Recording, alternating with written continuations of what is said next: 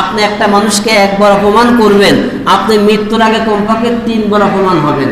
একটা মানুষকে একবার মারবেন, মৃত্যুর আগে কমপক্ষে 3 বার মার খাবেন। এটা তো প্রাকৃতিক সিস্টেম, প্রাকৃতিক বিচার, বাস্তবেও দেখা যায় তাই।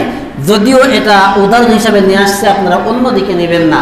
এই যে ঝিনাইদহের যে এমপি আনোয়ারুল ইসলাম আনার, যার মৃত্যু সংবাদ নিয়ে নেট দুনিয়ায় আমরা খুব জোরালো আকারে নিউজ করতে দেখেছি, তাকে হত্যা করার পরে গরুর গোশত যেরকম টুকরা টুকরা করা হয়, সেরকম টুকরা টুকরা করে লবণ হলুদ মেখে কুকুর বিড়ালদের খাইয়ে দেওয়া হয়েছে, বিভিন্ন জায়গায় ফেলে দেওয়া হয়েছে।